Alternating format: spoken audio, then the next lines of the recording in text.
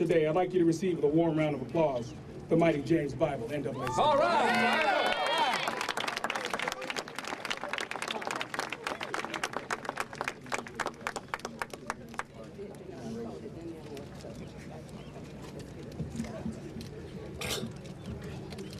Words do not do justice to this moment in time. Words do not do justice to the level of heartbreak that we're all experiencing right now. Words do not do justice to the distance that we must travel. The distance that we have no choice but to travel. Words do not do justice to that. They named him Trayvon. His parents called him Trayvon. But it just didn't start with the name. It started with the excitement of knowing that you were going to have a child. Yeah. It started with the first 2 months of pregnancy, on to the 3 months, then 4 months, then 6 months, and it's going to happen. And then birth.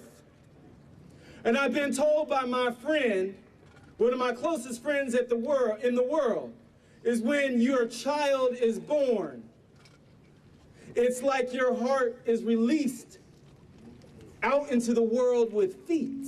That's right. Out into the world with feet. Yes. It entails having a lot of faith in society. It entails having a lot of faith in communities. It entails being able to believe and hoping that everybody will look in the eyes of your child and see your eyes too, and look in the eyes of their child and see their child too, and not cause the harm that was caused to Trayvon. And not cause the harm that was caused to Trayvon. And at that moment, when Trayvon was born, the hopes and dreams and everything that the family thought about and believed was embodied in him. Was embodied in him. They thought about not only what it would look like in first grade and second grade and third grade, what it would be like to see him at his high school prom, but also what it would be like in college. What it would be like to see him married. What it would be like to have a grandchild that had Trayvon's eyes.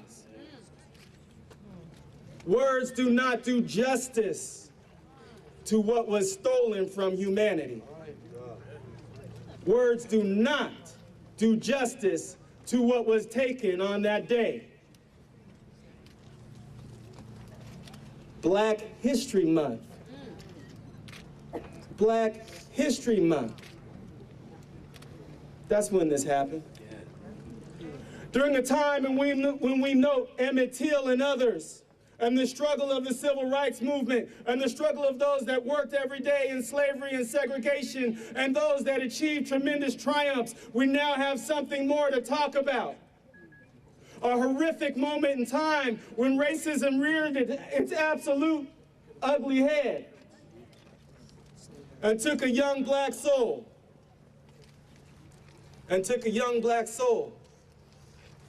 And many of us, every mother of a black child, had their foundation shook to its very core because they realized that no matter how well they did in raising their child, no matter how beautifully they taught their child, no matter what the dreams were that they gave to their child, somebody could shoot them because their child was brown. And this is a cause for difficult conversations now with children that we have had to try to shelter in life, to tell them that sometimes you will be in untenable situations and there will be nothing left for you to do but pray. And somebody may still take your life, but it will only be about how you go.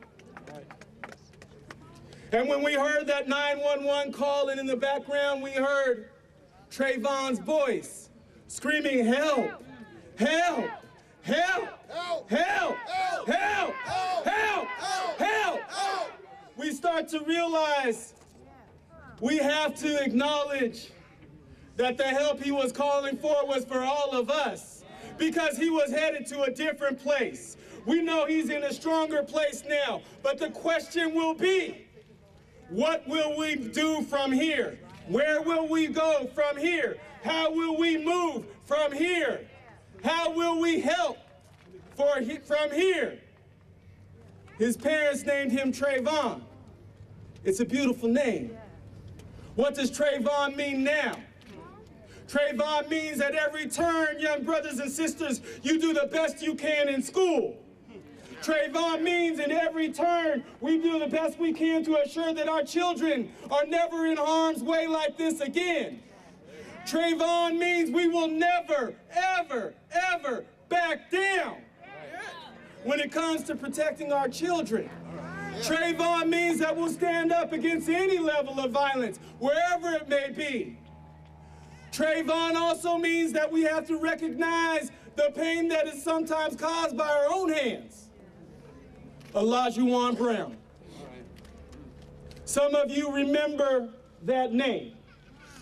Olajuwon Brown was a child who got off at a school bus, I'm sorry, not a school bus, a metro bus, with his football shoes in hand. And he turned and looked, and an older man had a gun pointed at him, and as he tried to run as fast as his young little legs could carry him, he was shot down and died at that 7-Eleven. Seattle, Washington, this happened here.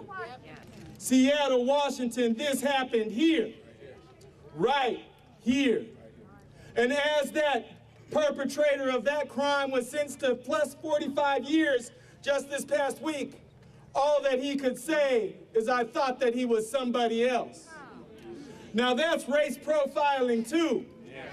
Because he looked at Trayvon and looked at the neighborhood that he was from and looked at the color of his skin and shot him dead.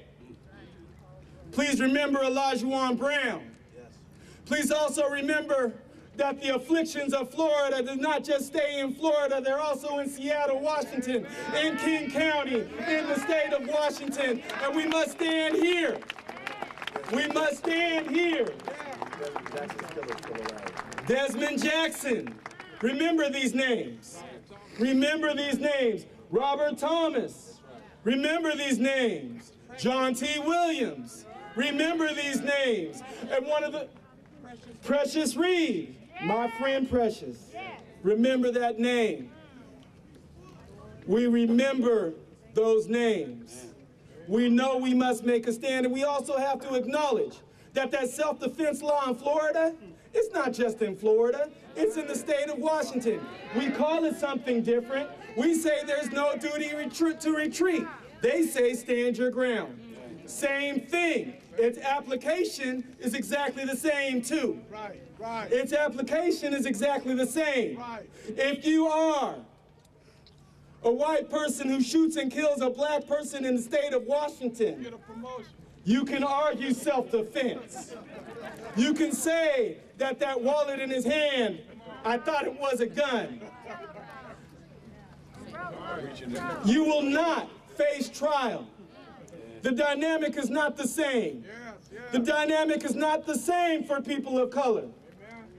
When I say that Trayvon had nothing, had absolutely nothing but the ability to pray and scream hope, I mean that if he had truly defended himself, if he were able to ward off his attacker, he'd be in prison or jail immediately.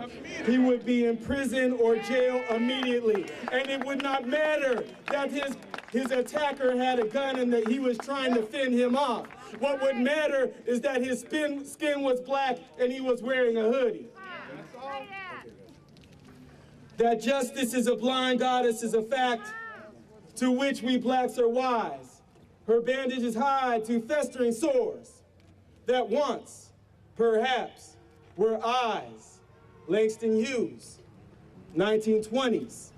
Remember those words, they're applicable now. You are the eyes of justice. We must maintain our stance. Stand your ground. Stand your ground.